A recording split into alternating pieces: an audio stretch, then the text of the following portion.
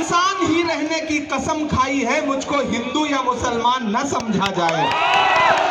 मन का चार वालों, 9 तारीख को आपको अपने एमएलए का फैसला करना है। एक तरफ वो ताकतें खड़ी हैं जो सुबह शाम पूरे असम में सिर्फ और सिर्फ नफरत बोने का काम कर रही हैं, और एक तरफ वो लोग खड़े हैं जो मोहब्बत के पैरोकार हैं। राहुल गांधी के सिपाही हैं, रकीबुल हसन साहब खड़े हैं, आपका मुहिबुर रहमान बप्पी भाई खड़ा है, और मैं हजारों किलोमीटर दूर से चल करके आपका भाई इमरान प्रतापगढ़ी आपके बीच में खड़ा है। मैं रात में केरल में था वो कैंपेन में, और वहां से चल करके बेंगलुरु होता हुआ यहां पहुंचा, और सुबह सीधे रकीबुल भाई हम और अमीनुल भाई आपके बीच में हाजिर हैं। आप बड़ी तादाद में इस धूप में इकट्ठा है, मैं आपकी मोहब्बत को सलाम करता हूं। मुझे पता है कि हम लोग साए में बैठे हैं स्टेज पर, लेकिन आप धूप में खड़े हैं। नया पाने की चाहत में पुराना छूट जाता है, तुझे अपनाऊं तो मुझसे जमाना रूठ जाता है। मोहब्बत पढ़ने लिखने में बहुत आसान है, लेकिन मोहब्बत को निभाने में पसीना छूट जाता है। आप इस धूप में भी खड़े हैं, तो इस खड़े होने का मकसद बहुत बड़ा है। एक तरफ बीजेपी की नफरत है, और दूसरी तरफ बीजेपी के कुछ दोस्त हैं।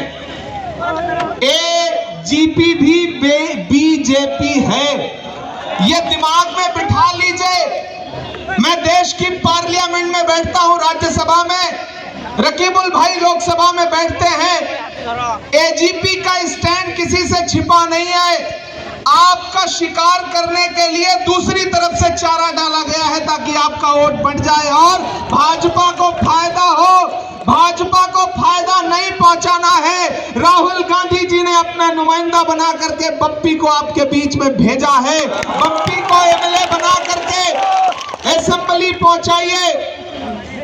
एक तरफ हेमंत विश्व शर्मा की नफरत खड़ी है, तो दूसरी तरफ आपका गौरव खड़ा है, असम का गौरव खड़ा है। एक तरफ 5 साल में पूरे स्टेट में अब उद्योगपतियों को जमीनें बेचने वाला मुख्यमंत्री खड़ा है, तो एक तरफ तरुण गोगोई साहब का लखते जिगर खड़ा है, जो आपके बीच में आके कह रहा है कि एक बार असम को हमारे हाथ में दीजिए, हम असम को पूरे हिंदुस्तान का सबसे खूबसूरत स्टेट बनाएंगे। दोस्तों, ये लड़ाई कॉर्पोरेट और आम आदमी के बीच में है।